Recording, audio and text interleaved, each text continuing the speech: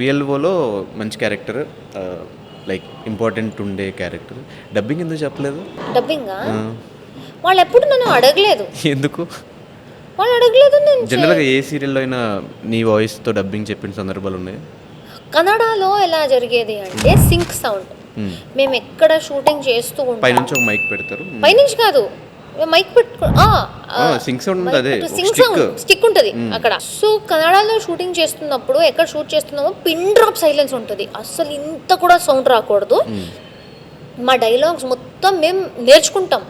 సీన్కి ముందు ప్రతి ఆర్టిస్ట్కి వాళ్ళ డైలాగ్స్ అండ్ సీన్ ఫ్లో మొత్తం తెలిసి ఉంటుంది. అది షూటింగ్ చేసినప్పుడు అక్కడే క్యాప్చర్ అవుతుంది. సో టెలికాస్ట్లో మేము స్పాట్లో ఏం చెప్తామో అదే వస్తుంది. ఏదైనా తప్పు చెప్పుంటే అది మార్చుకుంటాం. అలా తెలుగులో అలా లేదు, ఇక్కడ ప్రాంప్టింగ్ జరుగుతుంది. ఎందుకంటే చాలామంది అవుట్ ఆఫ్ స్టేషన్ నుంచి వస్తారు. ఇప్పుడు నాకు తెలుసు, నాకు సింక్ సౌండ్ పెడితే నేను ఇప్పుడు మాట్లాడింది మీరు టెలికాస్ట్ చేయొచ్చు. బట్ చాలామంది బయట నుంచి వచ్చే వాళ్ళకి లాంగ్వేజ్ రాదు, సో వాళ్ళు సింక్ సౌండ్ పెట్టలేరు, డబ్బింగ్ చేసే తీయాలి.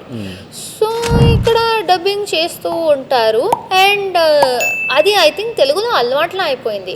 సో ఏ ప్రాజెక్ట్ చేసినా ఇక్కడ డబ్బింగ్లో వెళ్ళిపోతుంది. సీరియల్ కూడా డబ్బింగే అయ్యేది. కన్నడలో మూవీస్, సీరియల్ అంతా నేనే డబ్బింగ్ చేసేదాన్ని. ఇక్కడైతే ఇప్పుడు ట్రై చేయలే. ఇక్కడ సీరియల్లో కూడా నన్ను అడగలేదు, ప్రతి ఒక్కరికి డబ్బింగే అవుతుంది. విఎల్ఓలో కూడా వాళ్ళు డబ్బింగ్ గురించి అడగలేదు. So okay. అండ్ విఎల్ఓ షూట్ చేసే టైంలో నాకు ఆ కుకింగ్ షో కూడా వచ్చింది. చాలా హెక్టిక్ అయిపోయింది నేను అక్కడ ట్రావెల్ చేయడం.